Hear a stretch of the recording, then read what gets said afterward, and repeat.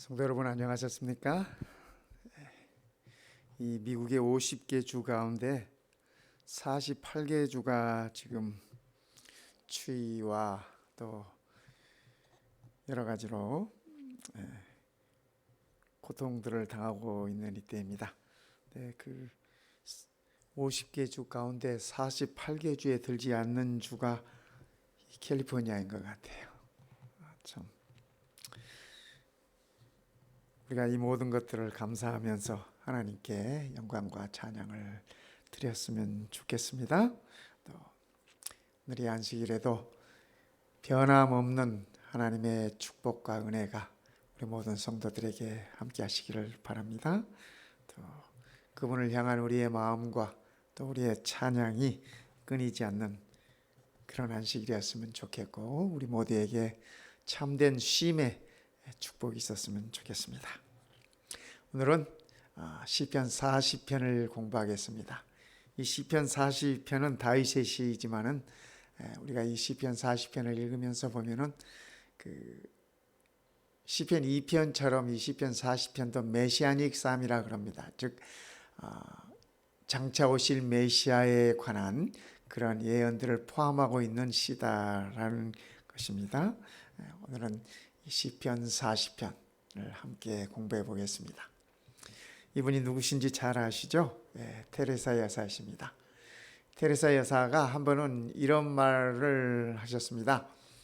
문제라 하지 말고 선물이라고 합시다. 이 말씀을 언제 했냐면 그분이 봉사하시던 그 병원에 인도에서 이 봉사하시던 그때 그 병원에서 여러 가지 그 문제들이 생길 때마다 간호원들이 와가지고 참 큰일 났습니다. 이 문제가 이렇게 많아졌습니다. 막 이렇게 그들의 고민을 얘기를 했습니다. 그때 이 테레사 여사께서 하시는 말씀이 우리가 이런 문제들을 문제라고 하지 말고 하나님께서 우리들에게 허락한 선물이라고 합시다라고 대답을 하셨어요. 성도 여러분, 오늘 우리가 겪고 있는 우리의 삶 속에서 여러 가지 문제들을 우리가 하나님께서 허락하시는 선물이라고 생각할 수 있다면 진정 우리는 행복자들일 것입니다. 또 여러 가지 문제들, 어려움들이 궁극적으로 우리들에게 하나님의 은혜를 체험할 수 있는 그러한 아름다운 것들이 되었으면 참으로 좋겠습니다. 오늘 시편 40편의 공부를 통해서 우리는 그러한 것들을 한번 찾아보고 또 느껴볼 수 있으면 좋겠습니다. 시편 40편은 고난을 믿음으로 통과했을 때 그 결과를 기록하고 있습니다. 다윗이 시편 40편을 지었는데 이 시편 40편 가운데 다윗이 그런 표현들을 하고 있습니다. 기가 막힐 웅덩이와 성도 여러분, 기가 막힐 웅덩이에 빠져본 적 있습니까? 그죠? 우리의 삶 속에서 참 기가 꽉 막힐 그러한 일들이 왕왕 있습니다. 왕왕 있어요. 하지만 그러한 고난들을 믿음으로 통과했을 때 그 결과가 어떠할 것인가? 다윗은 적고 있습니다. 그 고난은 우리들에게 선물이었다고 하는 것을 입증하고 있습니다. 시편 40편에서요. 시편 40편을 통해서 고난이 가져다 준 이 삶에 관해서 이렇게 표현합니다. 고난을 통해서 우리의 삶이 찬양을 배운다. 찬양을 배운다. 새 노래 곧 우리 하나님께 올릴 찬송을 내 입에 두셨으니 많은 사람이 보고 두려워하여 여호와를 의지하리로다. 다윗은 그의 삶 속에 있는 여러 고난들을 통해서 그가 새 노래를 배운다고 그렇게 표현하고 있습니다. 아시다시피 다윗이 시인 아닙니까? 그가 음악가입니다. 그렇죠? 그런데 그가 많은 음악을 아마 요즘 말로 표현하면 작곡도 하고 작사도 하고 여러 가지로 하나님을 찬양했을 것입니다. 그가 이 시편 40편을 기록하기 전에도 많은 노래들을 그가 했을 것입니다. 그러나 그가 고난을 지나고 난 다음에 여러 가지 어려움을 지나고 난 다음에 그는 말하기를 내가 새 노래 곧 하나님께 올릴 찬송을 내 입에 두었다. 그러니까 그 고난을 통해서 그는 새 노래를 배웠다고 그렇게 표현하고 있는 것입니다. 어쩌면 이 표현은 구원받은 성도들의 표현이기도 합니다. 요한계시록 5장에 보면은 구원받은 성도들이 하늘에서 하나님의 보좌 곁에서 하나님께 찬양 드리는 모습들이 나와요. 이렇게 기록하고 있습니다. 그들은 구원받은 자들이에요. 어린 양을 통해서 의의 두루마기를 입고 하늘 보좌 주변에 있는 자들입니다. 그들이 새 노래를 불러 이르되 두루마리를 가지시고 그 인봉을 떼기에 합당하시도다. 우리 예수님께서 그 말입니다. 일찍이 죽임을 당하사, 아시죠? 언제 죽임을 당하셨는지? 일찍이 죽임을 당하사 각 족속과 방언과 백성과 나라 가운데에서 사람들을 피로 사서 하나님께 드리시고, 아시죠? 우리 주님께서 십자가에 돌아가심으로 그분의 피를 가지고 우리 모두를 사셨습니다. 우리는 이것을 구속이라고 합니다. 피로 사서 하나님께 드리시고 피로 사신 그들로 우리들을 향하신 말씀입니다. 그들로 우리 하나님 앞에서 나라와 제사장들을 삼으셨으니 그들이 땅에서 왕노릇 하리로다 하더라. 구원받은 자들이 하나님의 보좌 곁에서 하나님께 모든 영광을 드리면서 새 노래로 찬양을 드리는 그 내용입니다. 성도 여러분, 우리는 이 찬양에 꼭 함께 할 것입니다. 하나님의 보좌 곁에서 하나님께 모든 영광을 드리며 부르는 찬송, 우리의 목청껏 부르는 그 찬양에, 그 새 노래에 우리는 그 현장에 있을 것입니다. 왜냐하면 우리 주님께서 일찍이 죽임을 당하사 그분의 피로 우리를 사서 하나님께 드리셨기 때문에 그렇습니다. 오늘 이 안식일 이 기쁨을 만끽하시기 바랍니다. 안식일은 우리의 존재의 의미가 있는 날입니다. 하나님께서 우리를 창조하셨다고 하는, 안식일은 우리의 구원의 기쁨이 있는 날입니다. 하나님께서 우리를 구속하셨다고 하는 사실 말입니다. 두 번째, 이 고난이 가져다 준 삶을 통해서 다윗은 순종의 삶을 배웠다고 그렇게 표현하고 있습니다. 나의 하나님이여, 내가 주의 뜻 행하기를 즐기오니, 주의 말씀에 순종하는 것을 즐기오니 주의 법이 나의 심중에 있나이다 하였나이다. 법이 그의 마음속에 있다고 하니까 좀 이렇게 딱딱하지 않습니까? 이렇게 표현하면 좋을 것입니다. 하나님의 말씀이 나의 심중에 있나이다. 내 마음속에 있나이다. 하나님의 말씀이 내 마음속에 있다고 하는 것은 하나님의 말씀 따라 살겠다고 하는 그의 고백이기도 합니다. 그의 결심이기도 한 것입니다. 그래서 다윗은 그 고난을 통해서 하나님께 순종하는 삶을 그가 배웠습니다. 고난당한 것이 내게 유익이라. 성도 여러분, 우리에게 주어지는 고난들을 통해서 그것이 우리에게 유익이라는 생각을 혹시 한 번이라도 해본 적 있으십니까? 그렇다면 우리는 복 있는 사람들입니다. 고난당한 것이 내게 유익이라, 이로 말미암아 내가 주의 율례들을 배우게 되었나이다. 주의 말씀들을, 주의 법을, 주의 가르침들을 배우게 되었나이다. 고난을 통해서 말입니다.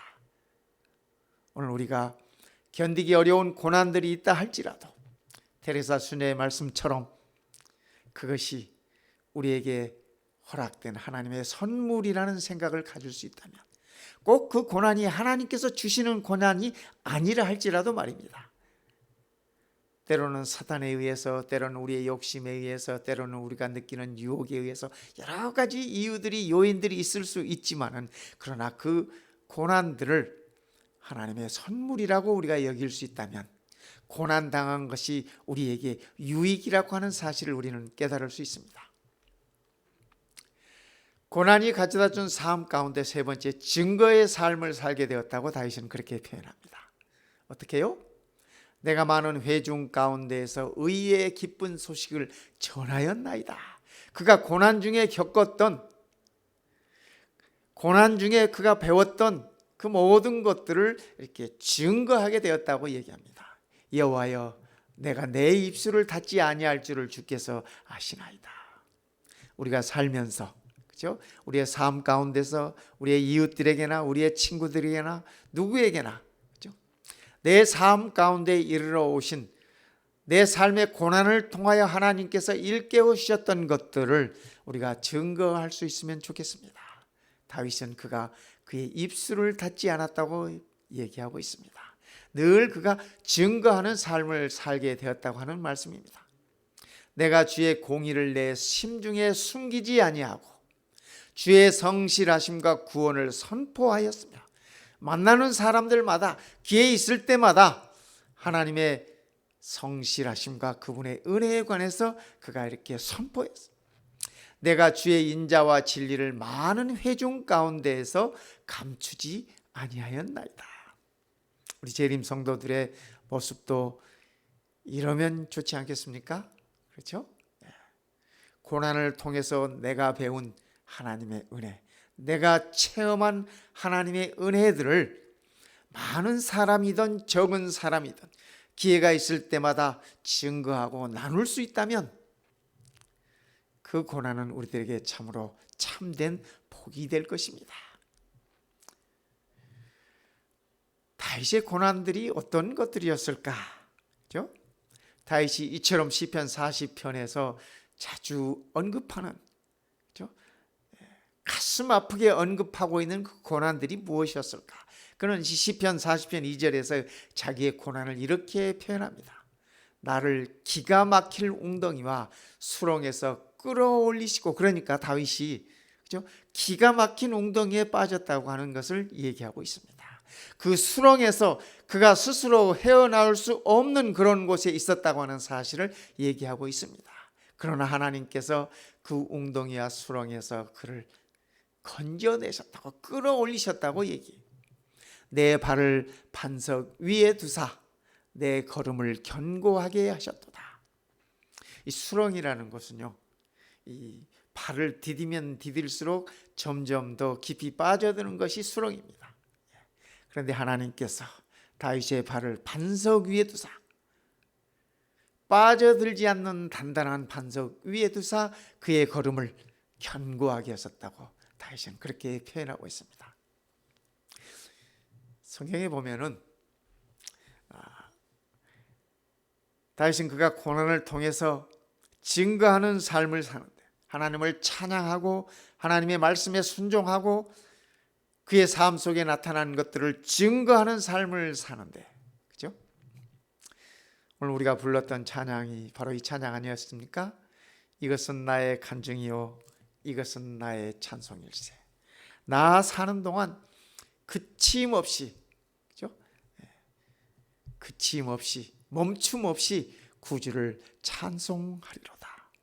오늘 우리가 불렀던 그 찬미처럼, 그 찬양처럼 우리도 다윗처럼 고난을 통해서 역사하신 하나님의 은혜와 하나님의 성실하심과 그분의 의로우심을 증거할 수 있으면 좋겠습니다.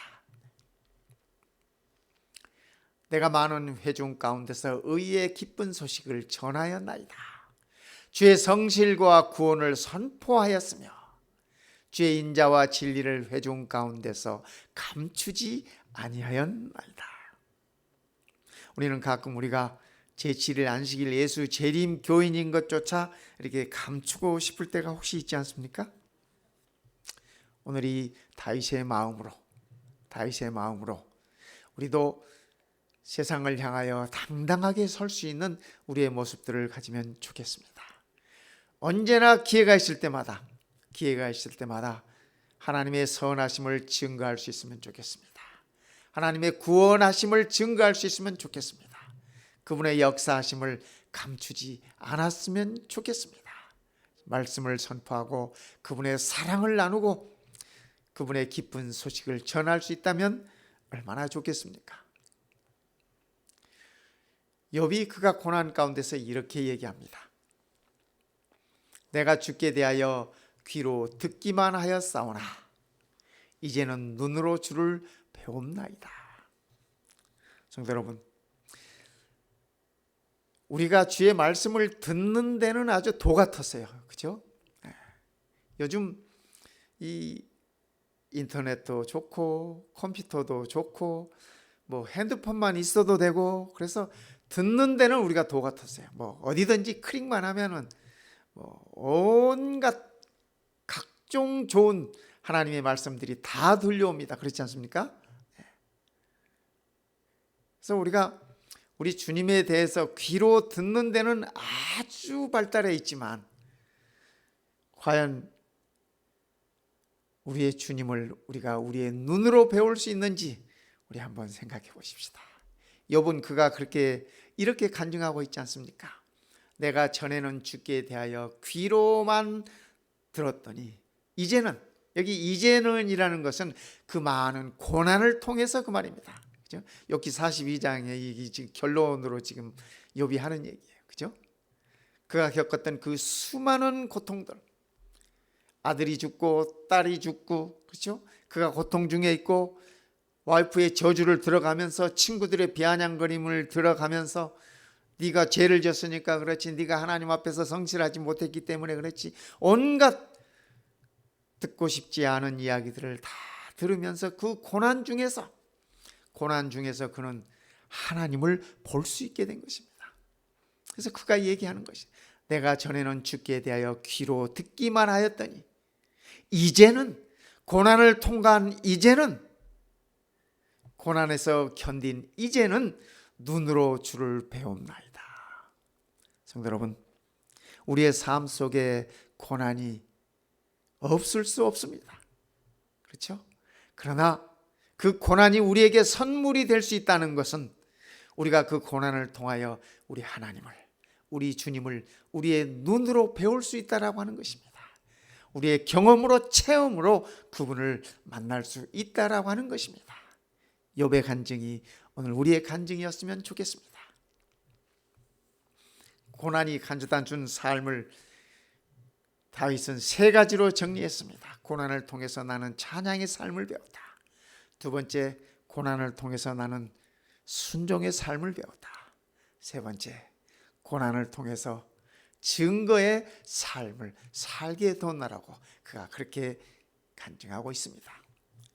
다윗이 겪었던 고난들, 나를 기가 막힐 웅덩이와 수렁에서 끌어올리시고, 성경에 보면 이런 고난을 실제적으로 당한 사람이 있어요.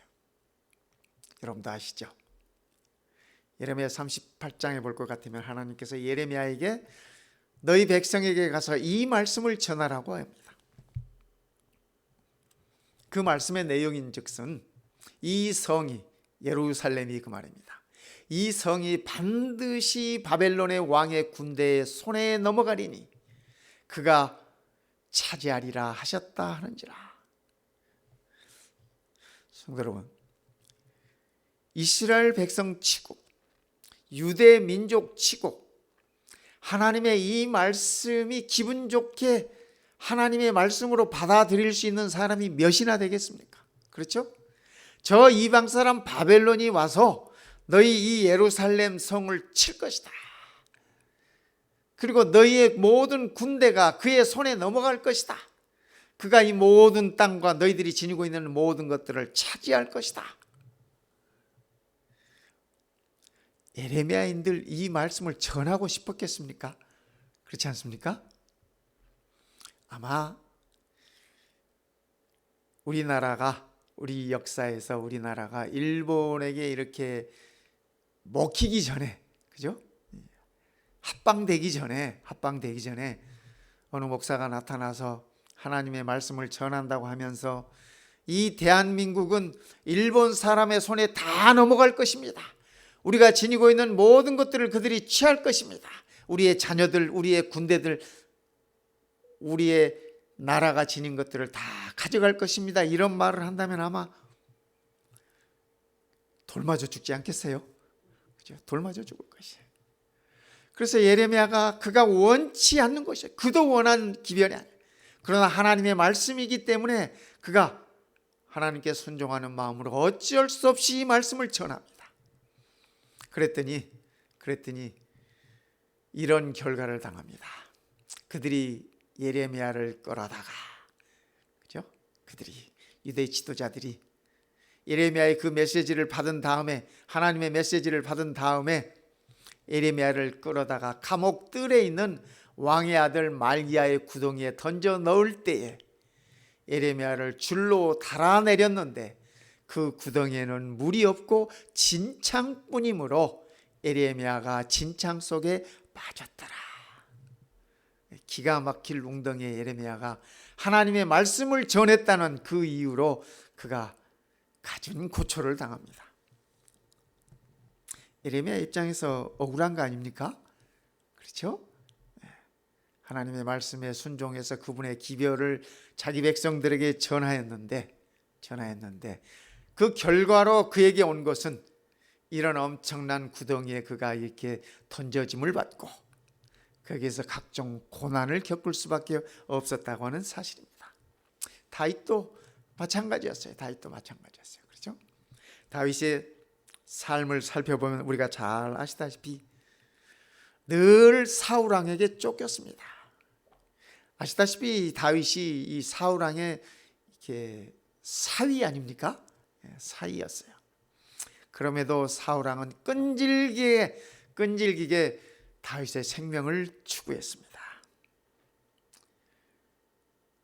마음이 돌아섰다가 또 돌아서고 이랬다 저랬다. 다윗도 갈피를 잡을 수가 없어요. 사울 왕의 그 변하는 마음 때문에요. 어쩌면 다윗은 사울의 그 끈질긴 추적에 지치고 또 지치고 어느 날은 아둘람 굴 속에 그가 숨어들었습니다. 그때 사울 왕이 그 굴에 들어오지 않습니까? 어쩌면은 다윗이 그 기회가 하나님이 주신 절호의 기회라고 생각하고 이 일을 벌릴 수도 있었습니다. 실제로 다윗의 부하들이 다윗에게 그렇게 얘기했습니다. 이것은 하나님이 주신 절호의 기회입니다. 하나님의 뜻입니다. 이렇게 다윗에게 얘기했죠. 그러나 다윗은 그의 손에 피를 묻히지 않습니다. 다윗이 고난을 극복했던 비결을 이렇게 얘기하고 있습니다. 1절에서 내가 여호와를 기다렸더니. 사울에게 쫓기면서도 몇 번씩 죽을 고비를 넘기면서까지 때로는 블레셋 사람들에게 피난하기도 하고, 그죠? 이리저리 피해 다니면서 지칠 대로 지쳐 있었지만 그러나 그의 마음속에 여호와 하나님을 기다림이 있었습니다. 기다렸더니, 그죠? 하나님께서 귀를 기울이사 나의 부르짖음을 들으셨도다. 그러니까 다윗이 고난을 극복할 수 있었던 비결은 고난 중에 여호와 하나님을 기다렸다고 하는 사실입니다. 언젠가 하나님께서 이 고난을, 내 삶 속에 있는 이 고난을 끝내주실 것이라고 하는 그러한 기다림으로 그가 그 고난을 견딜 수 있었습니다. 극복할 수 있었습니다. 오늘 우리 성도님들의 삶 속에 혹여 내가 감당하기에 어려운 고난들이 있다 할지라도, 우리의 삶이 지치고 또 지친다 할지라도 여호와 하나님을 기다리십시다. 우리의 고난을 끝내실 것이라는, 그죠? 우리 하나님께서 끝내는 우리의 부르짖음을 들으실 것이라고 하는 그 기다림으로 오늘의 고난들을 우리가 잘 견뎠으면 좋겠습니다. 잘 견디시기를 바라겠습니다. 기다림에는 두 가지 기다림이 있습니다. 수동적인 기다림. 이건 뭐냐면 기다리면서 온갖 불평하고 또 체념하기도 하고 또 원망하기도 하고 그렇게 기다리는 거예요. 우리가 고난을 생각하면은 내 자신의 모습보다는 어딘가 원망하고 싶은 마음이 있지 않습니까? 어딘가 불평하고 싶은 마음이 있지 않습니까? 때로는 하나님에게까지, 그죠? 하나님에게까지 원망하고 싶고 불평하고 싶고 그럴 때가 있지 않습니까?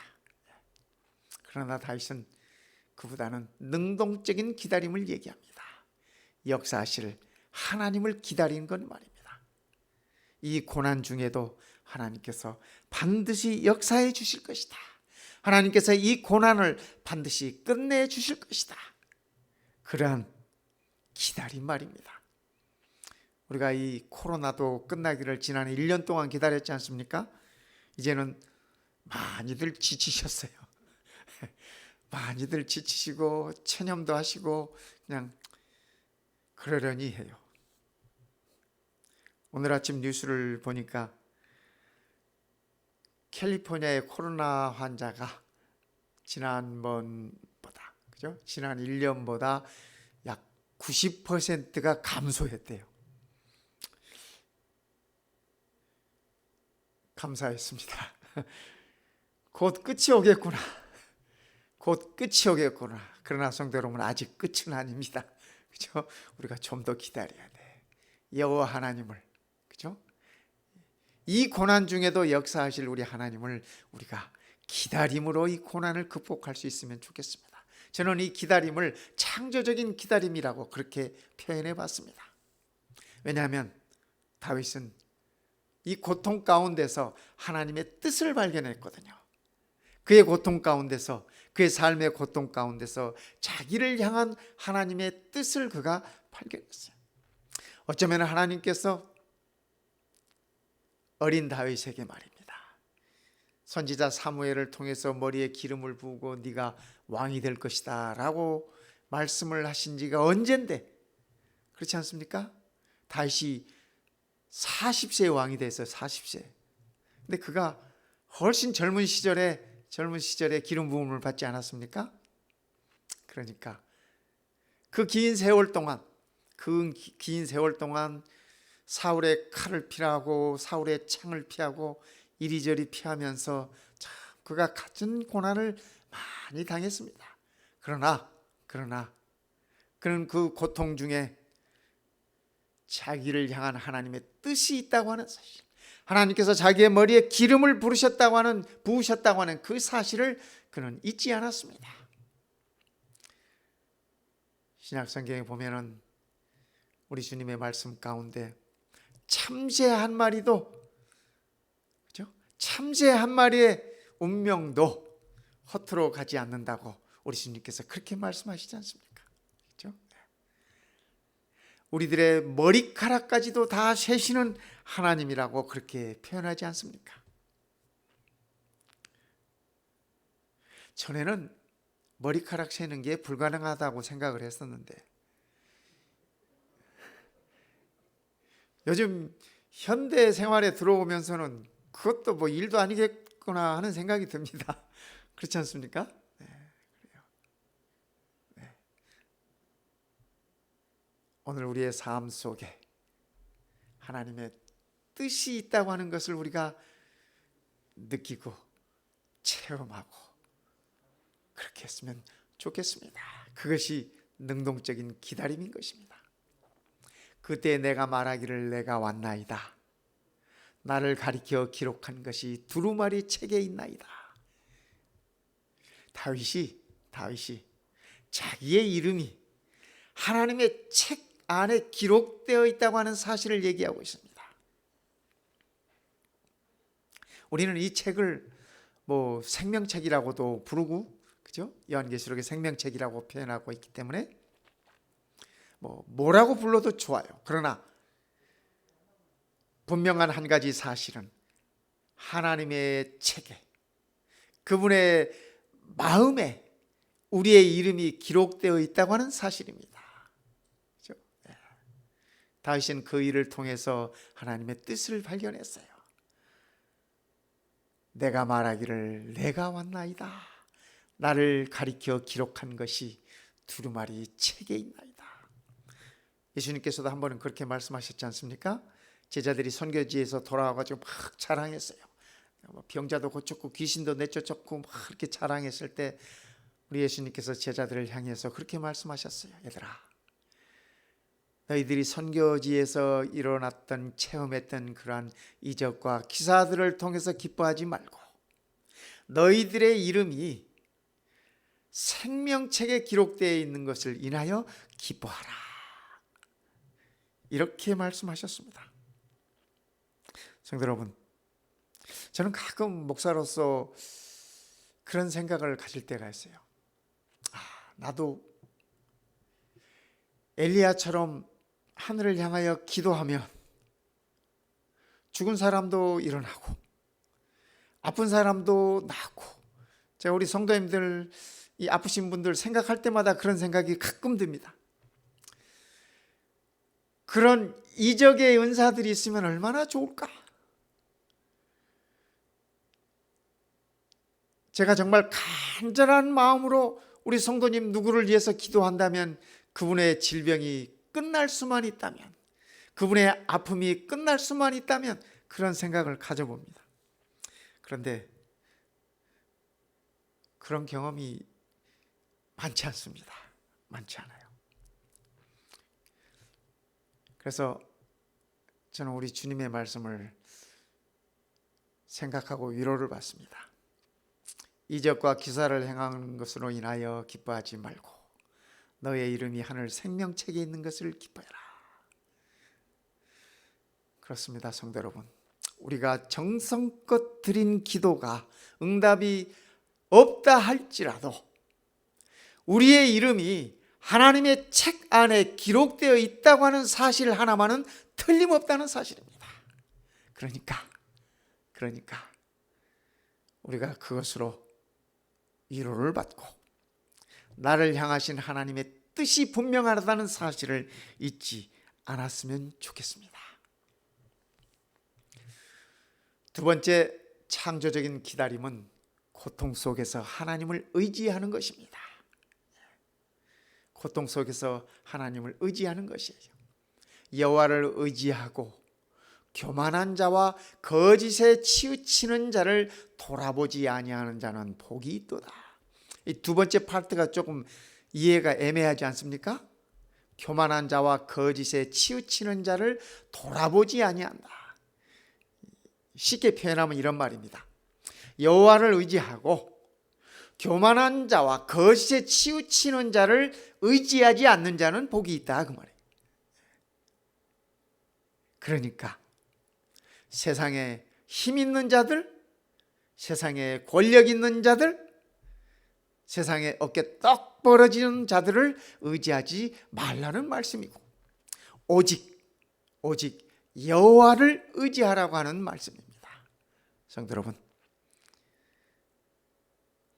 우리의 삶 속에서 우리가 의지할 수 있는 오직 한 분은 우리의 하나님 여호와뿐이라고 하는 사실을 기억하십시다.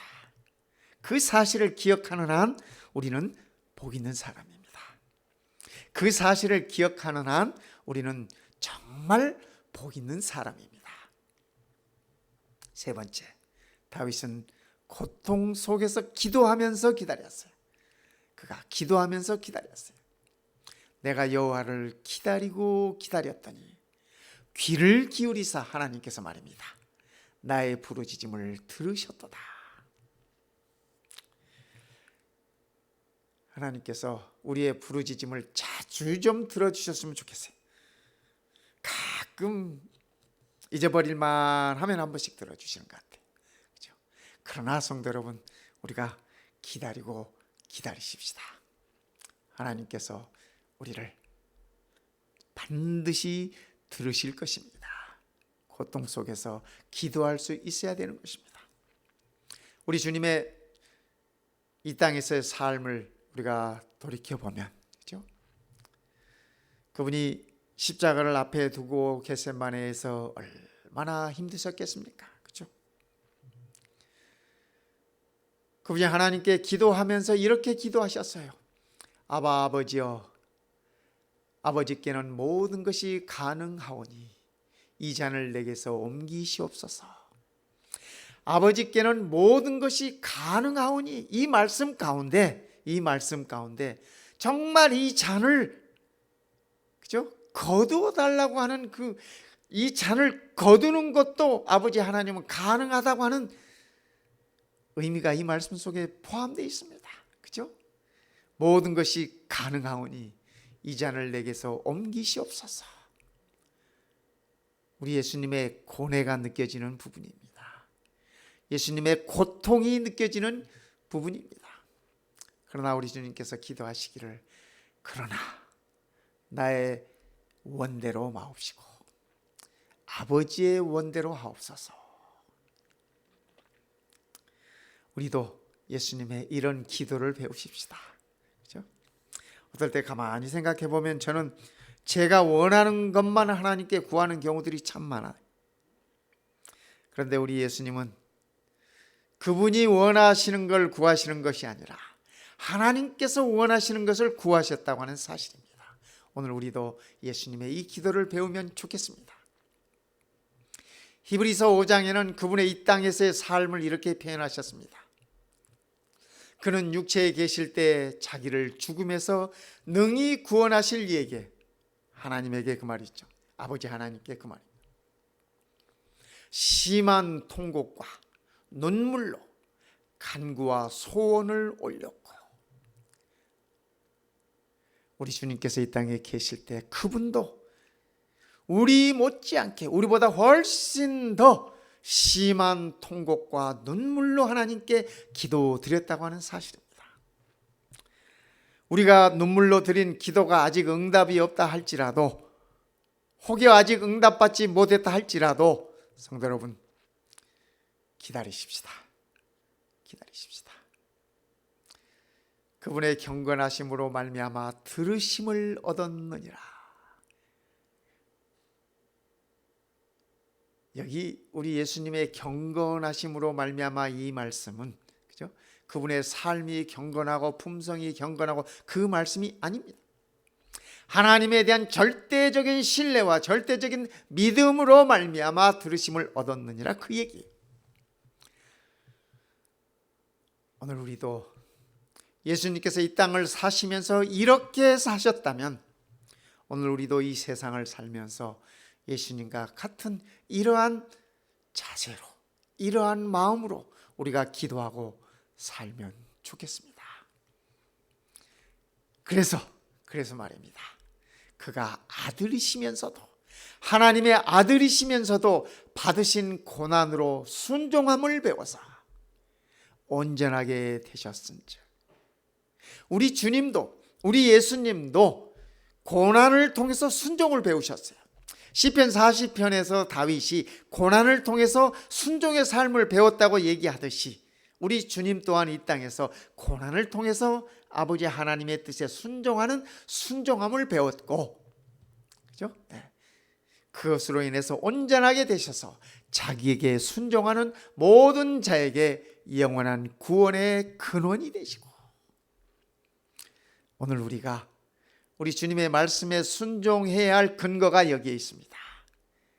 우리 주님께서 아버지 하나님의 말씀에, 그죠? 고난을 통해서 그가 순종을 배우고 그 순종하셨듯이 오늘 우리도 주님의 말씀에 순종함으로, 그죠? 영원한 구원의 근원이 될 것이라고 우리들에게 일러주고 있습니다. 성도 여러분, 우리 주님처럼, 다윗처럼 우리도 그렇게 살면 좋겠습니다. 기다림의 삶은 고통에 대한 하나님의 뜻을 확신하는 것입니다.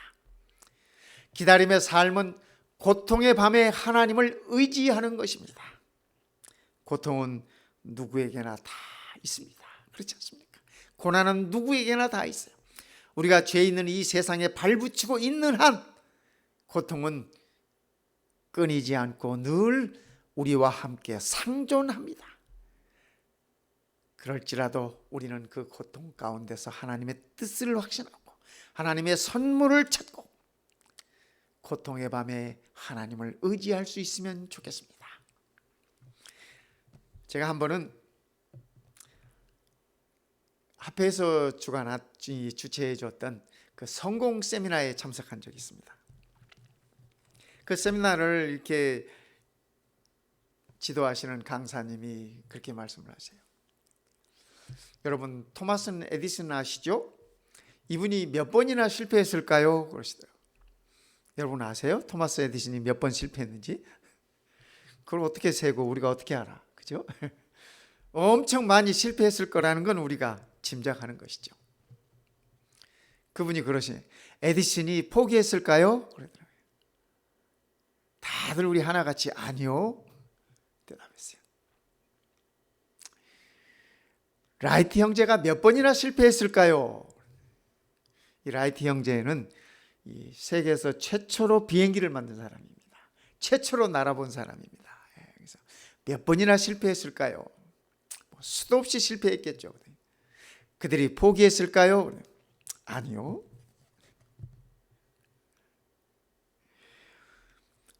찰스 린드버그라는 사람이 몇 번이나 실패했을까? 이분이 누구냐면 비행기를 타고 처음으로 대서양을 건넌 사람입니다. 처음으로. 저 비행기를 타고 말입니다. 비행기 같지도 않은 저 조그만 비행기 가지고요. 수없이 실패하셨어요. 수없이 실패하고 또 다시 도전하고 끝내는 대서양을 그가 이제 횡단하게 되었습니다. 그런데 그분이 그 세미나를 지도하시는 분이 메키스트가 누군지 아세요? 하고 질문하더라고요. 메키스트가 몇 번이나 실패했을까요? 아무도 대답을 안 하죠. 메키스트가 성공했을까요? 그랬더니 한 목사님이 손을 번쩍 들고 참다 못하고 손을 드신 것 같아. 저희도 메키스트가 누군지 모르니까 그분이 손을 들더니 도대체 메키스트가 누굽니까? 그래. 에디슨이나 라이트 형제나 찰스 린드버그나는 알겠는데 메키스트가 누구냐는 거야. 그랬더니 그분이 하시는 말씀이 메키스트는 포기한 사람입니다. 성공하지 못했기 때문에 포기해서 성공하지 못했기 때문에 그 누구의 기억에도 남아있지 않다고 그렇게 표현하신 것입니다.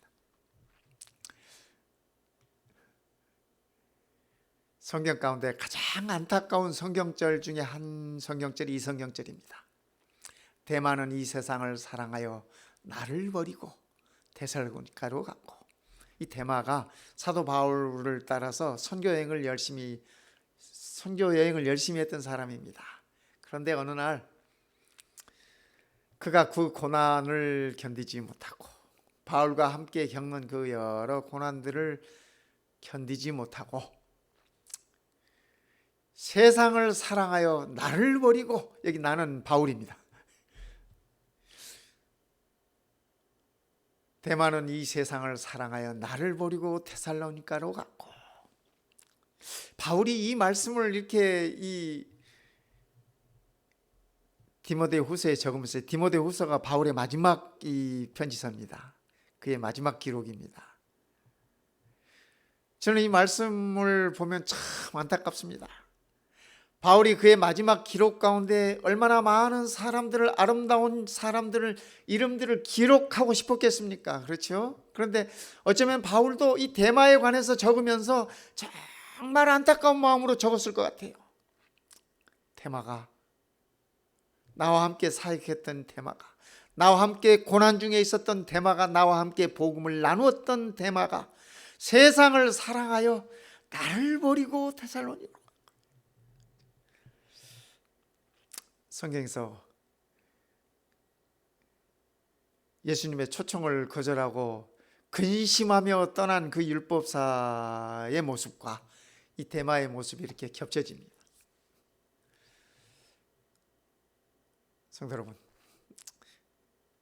우리는 이런 기록으로 남지 않았으면 좋겠습니다. 그렇죠? 네, 그저 하나님의 생명책에 빛이 나는 그러한 모습으로 있으면 좋겠습니다. 이 머그에 재밌는 그림이 있죠. Never give up. 좀 재밌게 표현하면 죽어도 포기하지 말아라, 그 말입니다. 그렇죠?